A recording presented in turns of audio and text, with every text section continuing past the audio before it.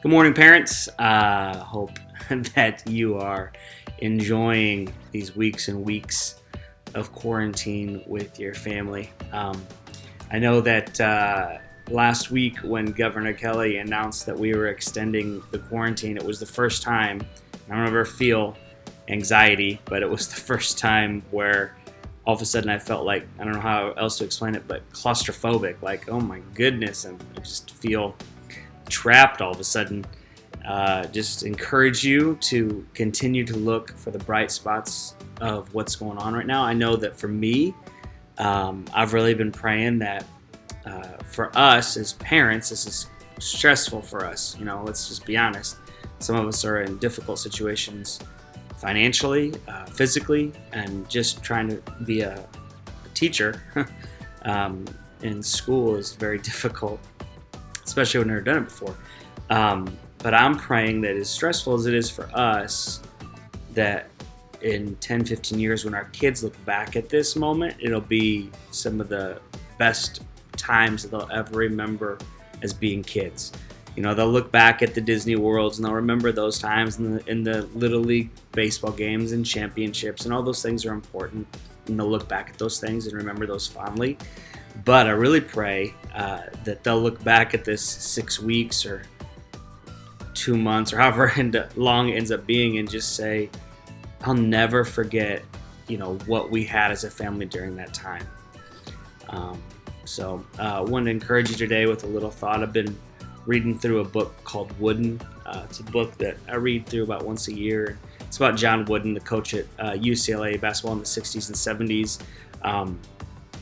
He was one of the greatest coaches of all time, and he knew that he was more about building character than he was about winning basketball games, and he did both pretty well. He won 10 championships in college basketball during a 12-year period, and the final one of his was in his last year of coaching in 1975, and he was famous for his what's called his pyramid of success, which is 15 different elements like competitive greatness and teamwork.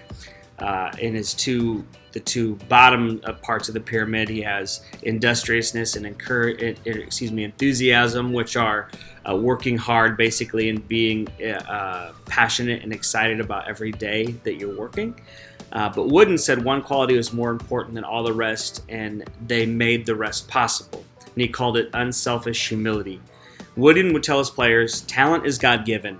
Be humble. Fame is man-given. Be grateful. Conceit is self-given. Be careful.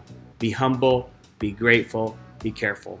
Sounds like he had the balance between ego and humility down pretty well. And that has been echoed in a lot of other people's lives. And this idea that unselfish humility is a foundational quality for every other step to success. And there's another book that talks about this called Egonomics. And in this book, they say this as a trait, humility is the point of equilibrium between too much ego and not enough. It's the proper tension between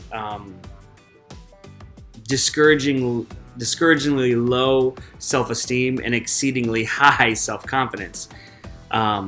And this was a book written for the business world. And basically they say, as an indispensable trait of great leadership, humility must make its way past the pulpit of sermons and into the cubicles and boardrooms and classrooms.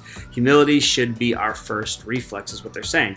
Of course, on our children's playgrounds, humility looks a lot different than it does in a workplace, right? Or a church, or even on a college basketball court. As we explore this idea of humility with our kids, which is what we're talking about all month, we show them humility doesn't mean getting stepped on or kicked around or looking down on themselves. Humility is not the equivalent of being weak, ignored, indifferent, or boring, or a pushover. Humility must include confidence, ambition, and willpower.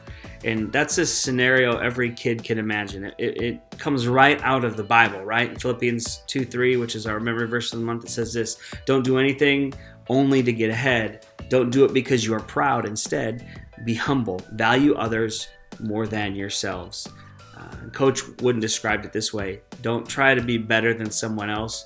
Always try to be the best you can be. So I encourage you and parents today to encourage your kids not to be better than their brothers and sisters, and not that they get the best or it's always a competition, but the competition is being the best they can be, that who God created them to be. That's the only competition that they're in, is the only competition is how can you be better than you were yesterday. And that's what being humble is. Hope you guys have a great week. God bless, parents.